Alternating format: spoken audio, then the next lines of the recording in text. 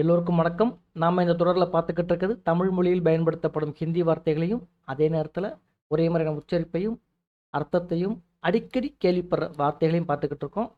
அந்த வகையில் 7ஆம் நாளான இன்று பார்க்க போகிற முதல் வார்த்தை சர்க்கார். சர்க்கார் அப்படின்னா கவர்மெண்ட், அரசாங்கம். சர்க்கார் அப்படின்னா அரசாங்கம் அப்படின்னு அர்த்தம். இந்த சர்க்காருங்கிற வார்த்தை அடிக்கடி நம்ம கேள்விப்படுவோம். இரண்டாம் வார்த்தை நேதா. நேதா அப்படின்னா தலைவர்னு அர்த்தம். நேதாஜி அப்படின்னா தலைவர் அப்படிங்கிற மீனிங்கில் தான் சுபாஷ் சந்திர போஸை நம்ம சொல்லுவோம். சரிங்களா?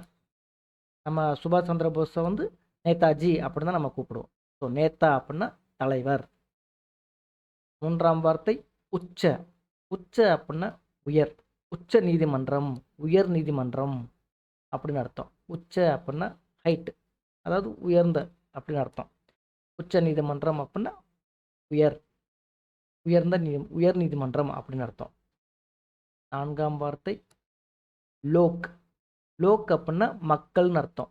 லோக்சபா, மக்கள் சபை, மக்கள் அவையை லோக்சபா அப்படிம்பாங்க. சரிங்களா? ஐந்தாம் வார்த்தை பிரதிதின். பிரதிதின் அப்படின்னா ஒவ்வொரு நாளும் அப்படின்னு அர்த்தம். பிரதி அப்படின்னா ஒவ்வொரு அப்படிங்கிற மீனிங்கு. தின் அப்படின்னா நாள். பிரதிதின் அப்படின்னா ஒவ்வொரு நாளும்.